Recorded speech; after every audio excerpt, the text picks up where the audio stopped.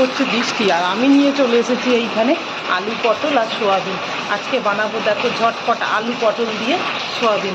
আলু আর পটল আমার এখানে কাটা হয়ে গেছে, আর এই যে সোয়াবিন আর আলু একসাথে দেবো কুকারে। জল দিয়ে দিলাম, এবার দেবো লবণ আর দেবো হলুদ।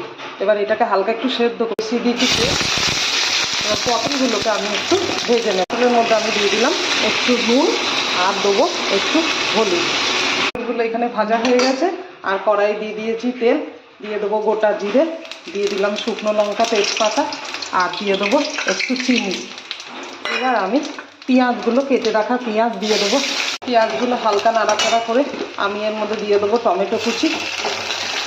এবার দিয়ে দেবো হলুদ, দিয়ে দেবো আদা আর রসুন গ্রেট করা আছে, এটা দিয়ে দিলাম। এবার আবার একটু নাড়া দিয়ে দেবো জিরে ধনে আর কাশ্মীরি রেড চিলি পাউডার একসাথে দিয়ে দিলাম। আর এবার দিয়ে দেবো সামান্য পরিমাণে জল, দিয়ে দেবো পরিমাণ মতো লবণ, আর এই যে সেদ্ধ করে রাখা সয়াবিন আর আলু সব দিয়ে দিলাম। এবার একসাথে কষবো, পটলটাও দিয়ে দিলাম। কষা আমার কমপ্লিট। এবার আমি দিয়ে দেবো জল।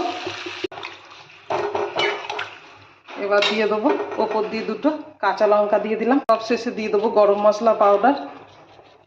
হয়ে গেল আমার সোয়াবিন কারি রেসিপি। তাড়াতাড়ির সময় ঝটপট বানিয়ে ফেলো এইরকম সোয়াবিন কারি রেসিপি।